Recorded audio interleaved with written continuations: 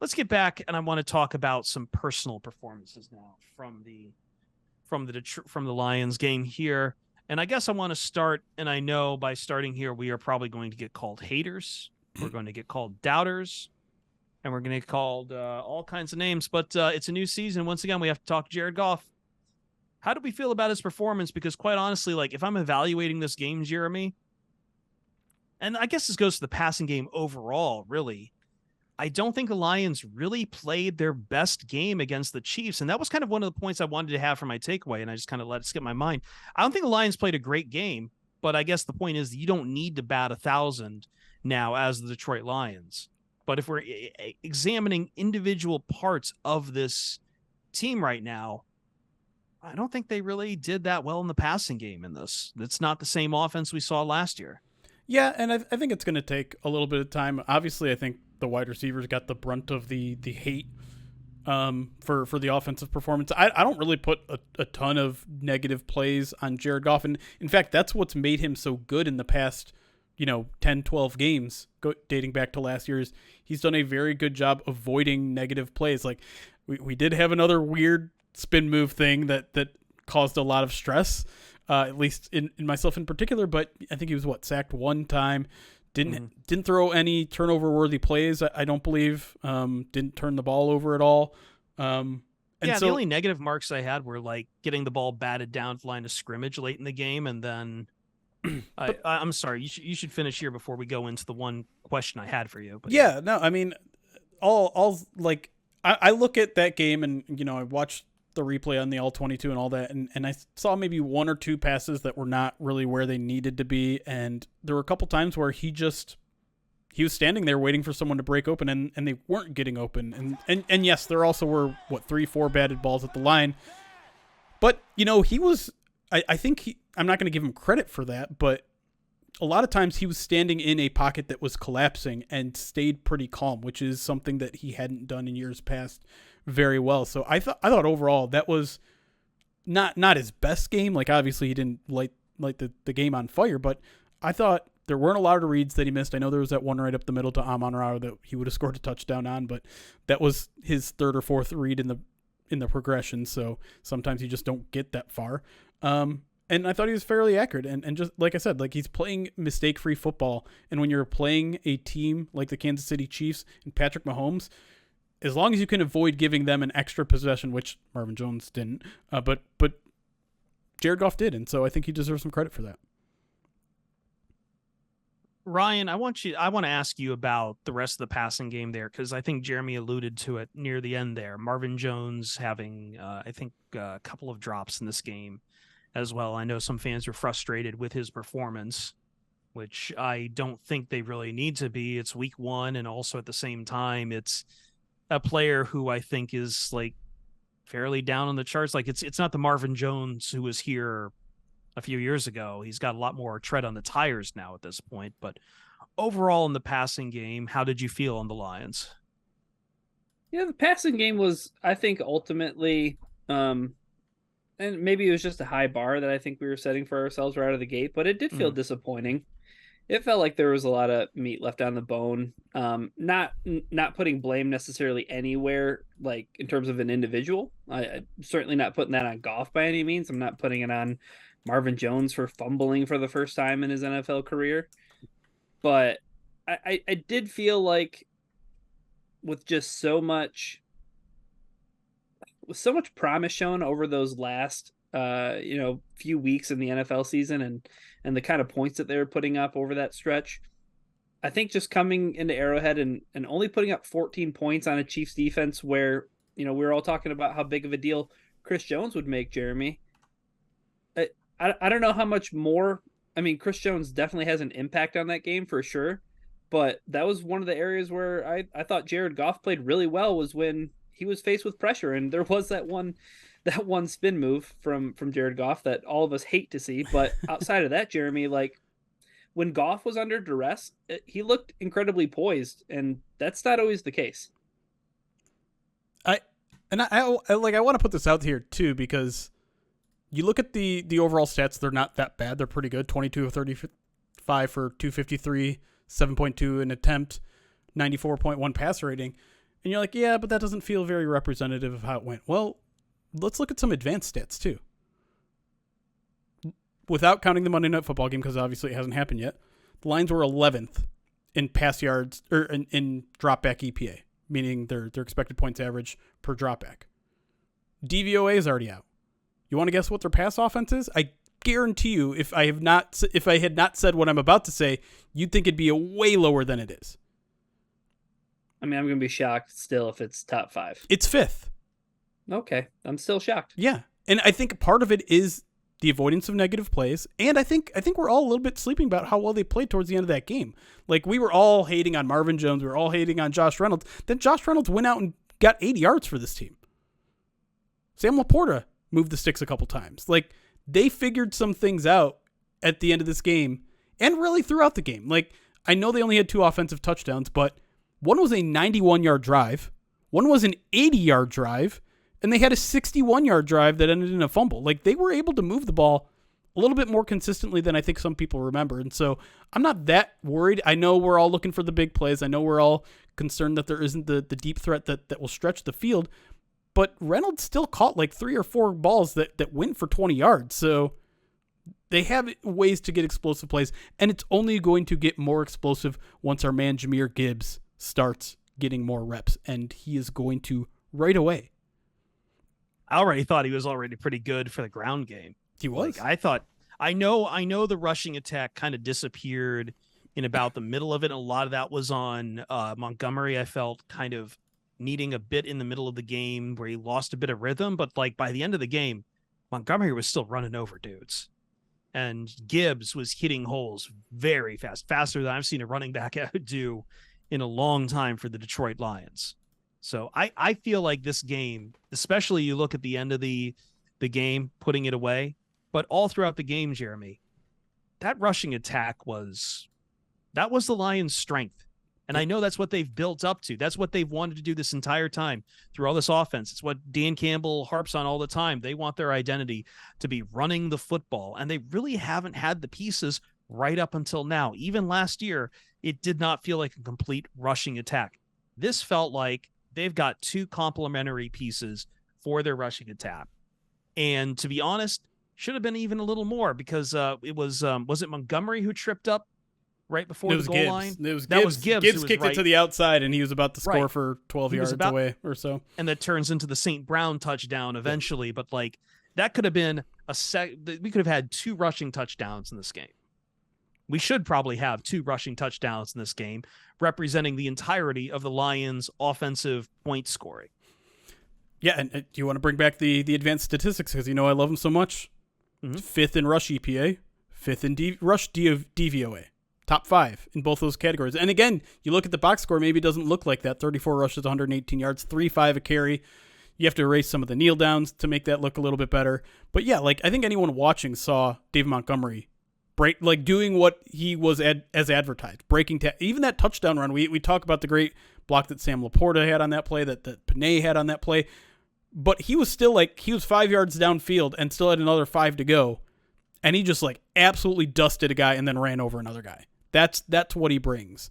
And so yeah, I think you have to feel pretty darn good about the run game. Again, you do have to bring up that Chris Jones wasn't there, and in general that was a very young Chiefs defensive line that wasn't thought to have been very good, but they have good linebackers. So the fact that they didn't maybe have that breakaway play that maybe we were hoping for, not all that surprising. But I think you have to feel pretty, and that's the whole thing. Like I'm throwing all these advanced statistics, and you're probably yelling at me and be like, "Well, they scored 14 points on offense. Like, what's the deal?" I think the biggest problem on Thursday was the short yardage situations.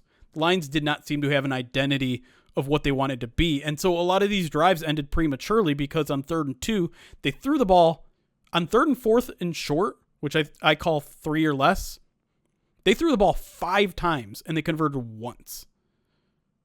That's something that I think Ben Johnson is going to be probably bothered him all weekend. If knowing Ben Johnson, probably ate at him all weekend. And this is something he has actually struggled with in the past.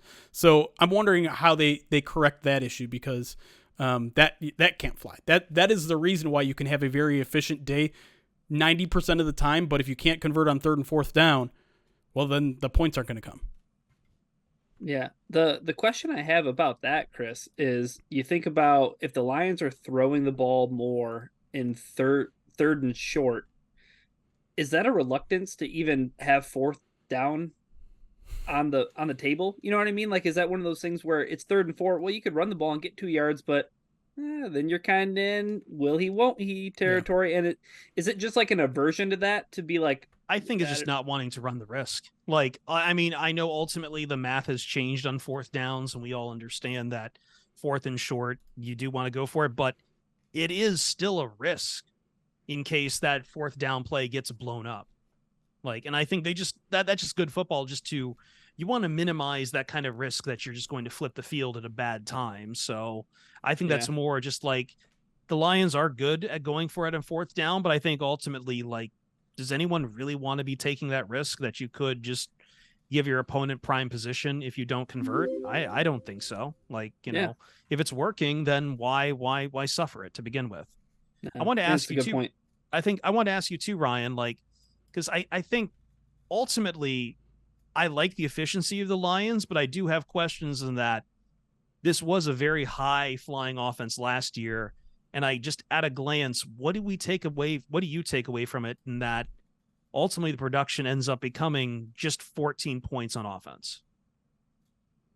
Yeah, it's 14 points, but I think I attribute a lot of it to rust, and we talked about it on Yeah, the week Twitter one. Spaces, and yeah, it was around the league, right? But I think with the Lions, especially, you see you saw them kind of get in some of the trouble that they had last season, right? Like early on, it was the 3 and outs. It was it was kind of feast or famine, and that's one thing that Chiefs fans have said all week. Like, no, if you take away the drive where you know went for it on fourth down from your own end zone, it's like, okay, well, they did, so whatever. But the big takeaway for me, outside of just thinking, this is rust, and the Lions will find their groove, they'll find their rhythm, is Jahmyr Gibbs' contact balance is insane for a running back of his size. It seems like that guy has a magnet inside of his core where, like, no matter where he gets hit, like, Jeremy, the guy is so like diminutive in size, right? Like, he's just like a small back, like, and he He's got a looks that way in gyroscope. person. But Jeremy, he was taking big hits, He doesn't and run like one. unless unless unless the Chiefs were wrapping up, they weren't bringing Gibbs down. Yeah, Jeremy, Weebles wobble, but they don't fall down. so true. Can I ask Jeremy? I want to ask you this. Like, I have several standouts from the defense. If we can flip the field, Yeah. who's the one though that you go to right away? Because like I think I have my answer, but I want to get it from another perspective. I mean, like, who is we could talk about Aiden, but I honestly, my answer I think is C.J. Gardner-Johnson. Yeah, He was a terror. And maybe there was a mistake. It looked like maybe he made the mistake on one of the touchdowns where there was a communication breakdown. But again, he's playing next to a whole bunch of people he's never played with. He's playing in a loud, crazy environment. I'm not that worried about the miscommunication stuff, and Dan Campbell said the same stuff today. But man, that guy is just, he's not only an agitator, he's not only getting in Isaiah Pacheco's head, which he very much was, and even took a punch from him that got uncalled. But he's a menace as a run defender. He got 2 pass breakups in the fourth quarter on the final drive of the game, including one that I think Chiefs fans continue to call a drop. But no, he broke on that ball and broke it up. That was a phenomenal play. I think that was the one that forced it to be either second or third down in that drive. And then, the deep shot he gets a hand on as well.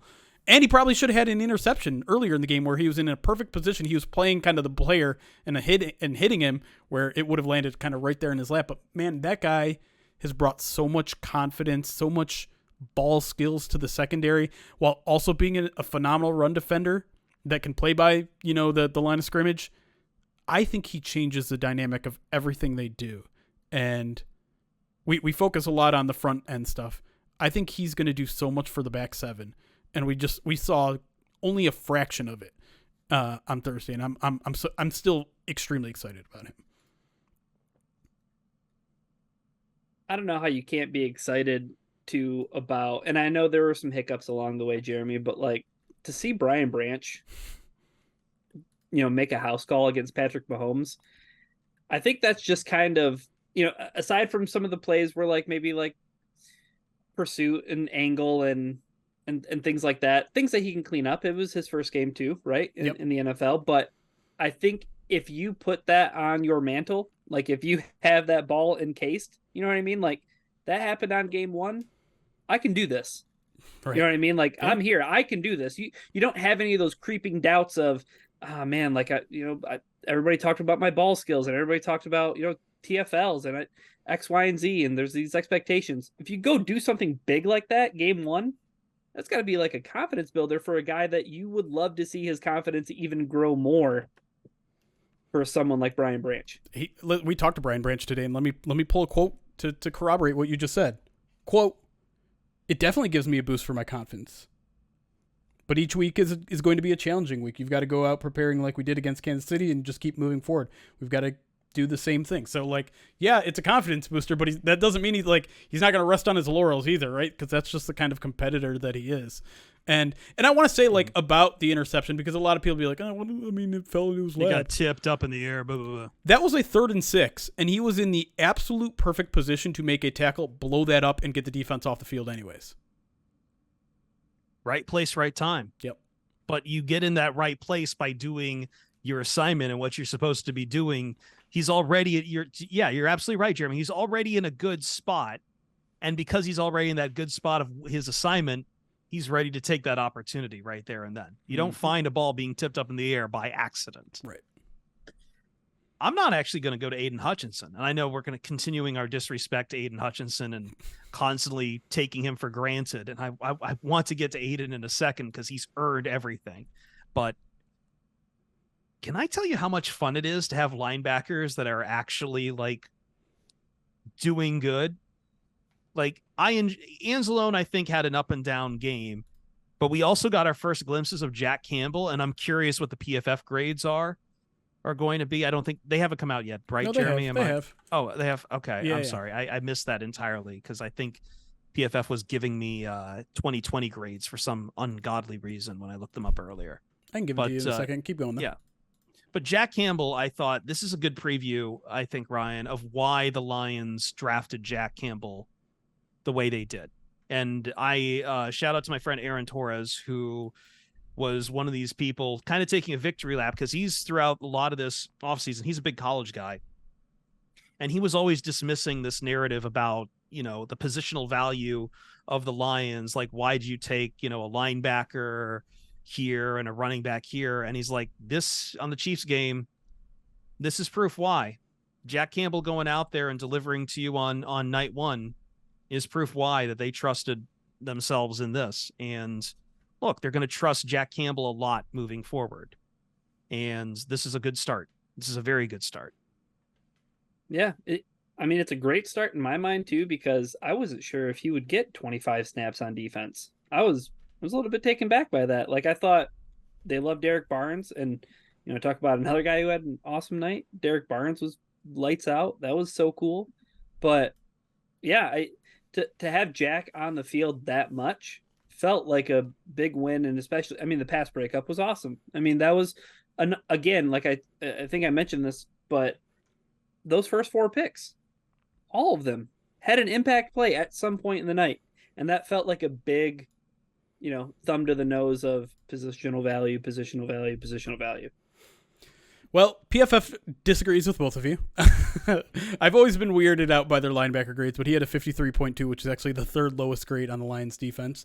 But I don't know. Like I don't really read too much into PFF individual grades. Yeah, this is okay. Now that I know this, I'm sorry I even brought that up. No, and I think part of it is he did give up a 25-yard completion where I think he got a little greedy and Mahomes beat him over the top type of thing. But of course that's going to happen. I think the pass breakup is more indicative of what kind of player he is.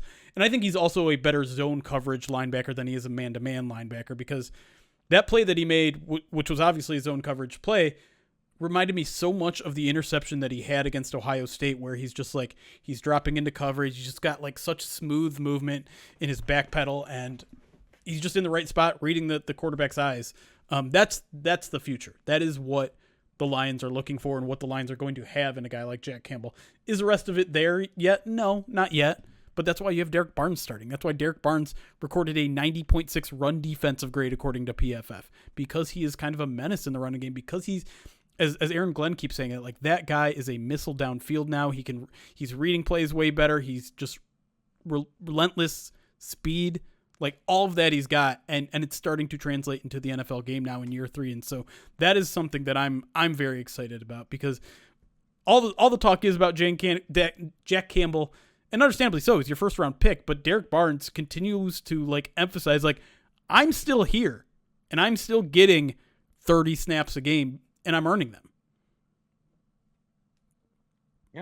Yeah, it's already moving along faster than I thought. So we'll see how the usage gets going here as we get into week 2. But then we do need to talk Aiden Hutchinson. I want to know what his ceiling is right now, because I got gassed up a bit on Thursday on the post game. But I'm going to reiterate, I think if he keeps playing at this level, we could be looking at an all-pro season for him in year 2. I don't think I'm out on a limb. I'm not there yet. Because I get it. I know I'm overreacting a bit to week 1, but this is what Aiden was doing last year as well. Yeah. And I just think that because there was so many other stories like John Kaminsky and James Houston, that Hutchinson just got lost in that shuffle. I think there's a lot of things to talk about with Aiden here. Like, obviously there's the right tackle stuff. There's the fact that Jawan Taylor, they spent a ton of money on that guy because they wanted to lock down the right side of the line, and they thought he was a really, really good tackle. And you know what? He has been a really, really good tackle in the past. So you always have to keep in mind the player you're going up against and put it into that sort of context. The thing that separates Aiden from, I think, some of these elite guys like a Micah Parsons, like a Nick Bosa, all these elite pass rushers, is he can't absolutely destroy a game on a down to, like, every single down. Like, he is not a guy who's going to get a sack every single game. And part of it is just his skill set. Like, he doesn't have the elite bend that some of those guys do, but he has the effort. He has plenty of athleticism. I'm not saying he's not an athlete.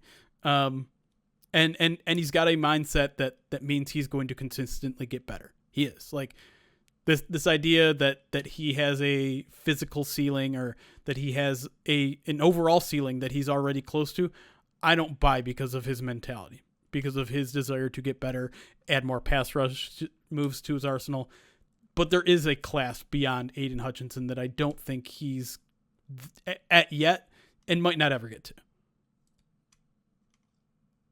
Yeah, you have to be encouraged by the way that he's starting this season, because he's so clearly acclimated to the NFL, Jeremy. Like, it's obvious, right? Like, there was that element to last season where, most rookies hit that wall, but because, like you said, Hutch is this guy who is predicated on effort. Like, if he did not put in the amount of work that he does put in, and I'm not saying he's a tryhard, but I'm saying he's a guy who just wants to be good at football.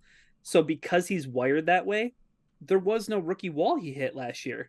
Where other rookies would hit the wall, he literally became one of the best edge defenders in football over those last, 10 weeks. And it was impressive stuff. And you have to be encouraged that there's no, sophomore slump or kind of step back or anything like that. Like, I'm not there with Chris either. I think that there is room to believe, though, that he could enter that pantheon. Yeah. Like, and I know I get your reservations because of the bend and everything, but like, if this is a guy who just doesn't quit, he has enough of the other stuff to be like, very, very, very good. Yeah. To kind of piggyback off your point about how he never hit the rookie wall, like, he is still playing a ridiculous amount of snaps. He missed 6 snaps all game in this game.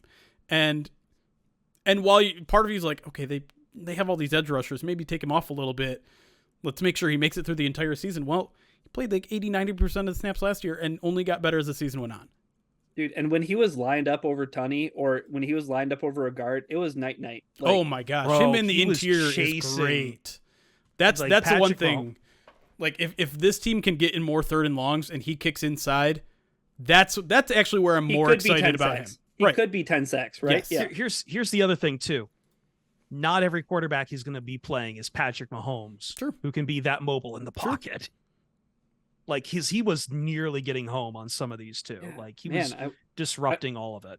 I wonder, Chris, if he could have the opportunity to maybe go up against a reserve tackle and Geno Smith in the near future. Can he make Geno Smith go, oh God, again? Let's take a quick break. And speaking of the Seattle Seahawks, we don't usually do previews for the next game on the big PODcast. It's the domain of First Bite, but we're going to invade First Bite's territory a bit and continue some more conversations here and look around the NFC North, because this was as good as it was for the Lions. This was also a very funny week for the division. And we're going to explain what we mean by funny when we come right back on the Pride of Detroit PODcast.